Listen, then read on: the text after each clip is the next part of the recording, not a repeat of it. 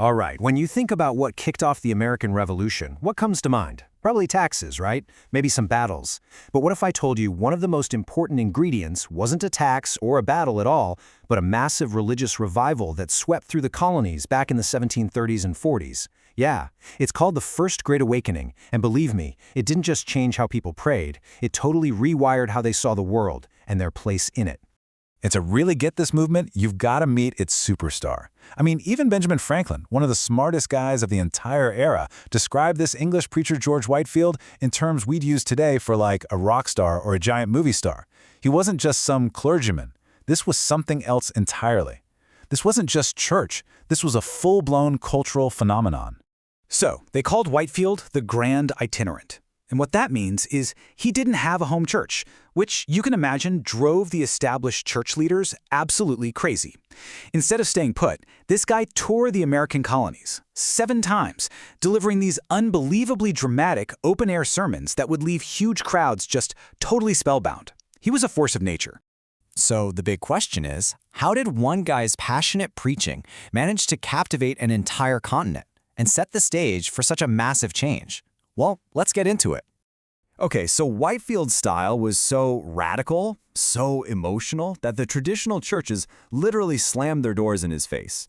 But did that stop him? Not a chance. He'd just take this collapsible, portable pulpit, set it up in the middle of a field, and preach to crowds of 20, even 30,000 people at a time. I mean, that right there just perfectly captures his whole philosophy. If the establishment won't let you in, fine. You just take your message straight to the people. And you can bet that approach created some serious conflict, and fast. The Great Awakening basically split colonial society right down the middle into 2 opposing teams. You had the traditionalists, the old lights, and then you had the new revivalists, the new lights. Now, before Whitefield showed up, a lot of people felt like religion had gotten, well, kind of stale. You had preachers like Solomon Stoddard warning that sermons were super dense and academic, but just spiritually empty. People were tuning out, church attendance was dropping, religion was becoming something you just did, like a social habit, not something you actually felt. So this divide drew some really clear battle lines.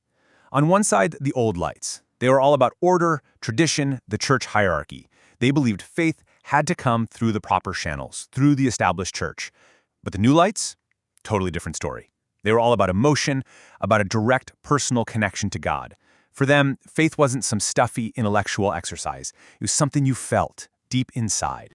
And right at the very heart of this new light movement was this really powerful idea of the new birth. And look, this wasn't about, being born into a church family or just showing up on Sunday. No, this was about a deep, personal, and often super emotional conversion experience. The revivalists said this was the only thing that mattered for a true Christian life. Suddenly, religion wasn't just a public thing you did, it was deeply, intensely personal. Now this shift, this new focus on personal experience, had a radical consequence, maybe one nobody even saw coming. It started empowering people who had been completely shut out of public life. And we're going to start with one of the most marginalized groups in all of colonial America, women. This quote right here, it just perfectly captures the spirit of women like Sarah Osborne from Newport, Rhode Island. She was a deeply religious woman, but when she was inspired by the revival, she flat out refused to believe that her proper role was to just be quiet and passive. The awakening gave her a voice, a platform she could not find anywhere else in her world. And let's just stop for a second and really think about the world these women were living in. I mean, they were systematically shut out of everything. Can't vote, can't own your own property, can't go to college. And the church, just like almost every other institution, was telling them their job was to be quiet and listen. That's it. The Great Awakening just blew that world wide open because this new movement valued personal stories, personal experiences. It suddenly gave women a kind of authority they'd never had before. Sarah Osborne went on to start her own women's gospel group where she was the one leading Bible study and counseling other people. For the very first time, in these revival spaces, women could speak, they could lead, they could finally find a powerful voice of their own. And this kind of empowerment wasn't just happening to one group or in one little town. The impact of this revival was so huge, so widespread, that it started to build something completely new. What you might call a common American identity. Okay, and this is a really, really crucial point.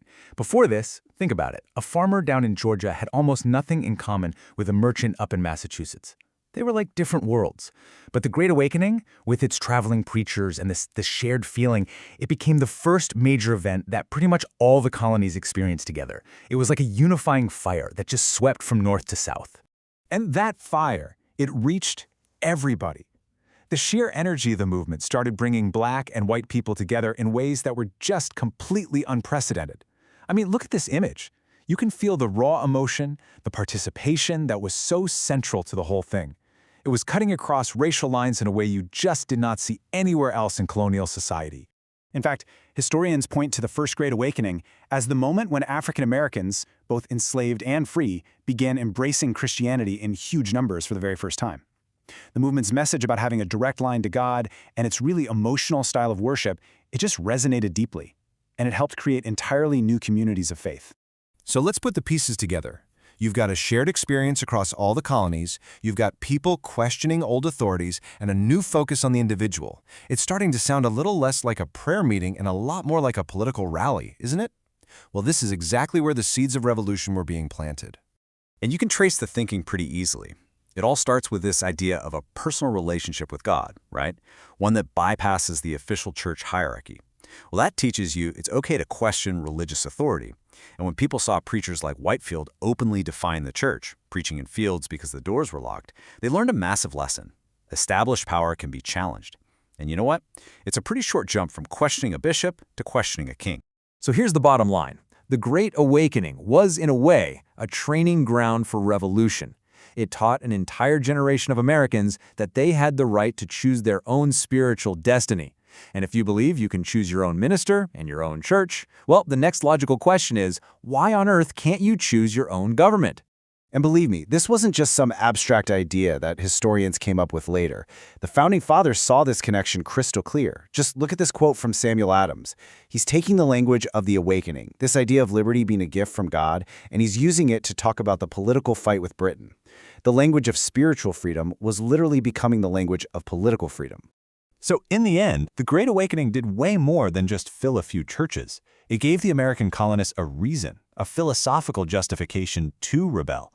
And it gave them the passion and the fire to see it through.